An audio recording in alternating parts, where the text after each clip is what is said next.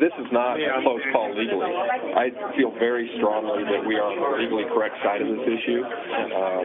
There's not much complication here. The University of Wyoming has issued an outright ban on the speaker from speaking on the university grounds, and the ban is based only on his identity and what the university perceives to be his political views. And that's why we have the First Amendment, is to protect the right of dissenting views to be expressed. The First Amendment is a minority rights document. People who, if Dick Cheney wanted to speak out at the University of Wyoming, the chances of him being banned are virtually nothing. And that's because he's popular here, and generally speaking, the administration agrees with what Dick Cheney said. So it's people like that that don't need the First Amendment because there's very little or no risk of suppression or censorship. It's those who disagree with the party in power or those in power that do need the protections of the Constitution.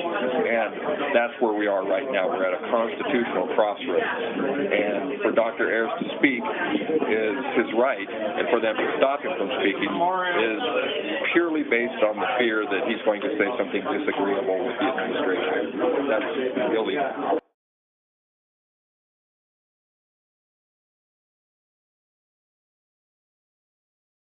The university has been concise and definitive in their statement that Dr. Ayers will not be provided a forum at the university. Meg Lanker, who is the student representative of the movement and is one of the plaintiffs in the case, along with Dr. Ayers, requested to be provided approval for Dr. Ayers' speech. All of the other administrative requirements have been met, and the general counsel, the head lawyer for the university, said in no uncertain terms that Dr. Ayers would not be provided a forum to speak at the University of Wyoming.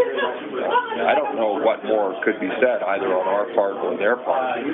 They certainly have not called us up to tell us that they'd like to negotiate or maybe they could like to organize something. We did send them a letter telling them that they were violating the constitutional rights of not only the citizens of Wyoming, but of Meg Lanker and William Ayers.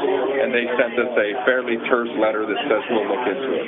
But otherwise, they've been non-responsive. And there was no follow-up to that letter? No, there was no follow-up to that letter. We've heard nothing further. We've been told through the grapevine that they intend to defend this.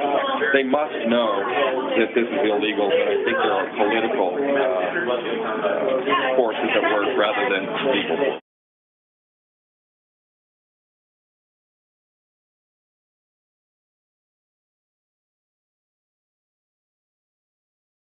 I believe the administration is much more comfortable being seen as trying to stop Ayers from speaking, and if he is to speak, being ordered by a federal judge to do so. I believe that's political cowardice, but I think they would prefer being told that they have to.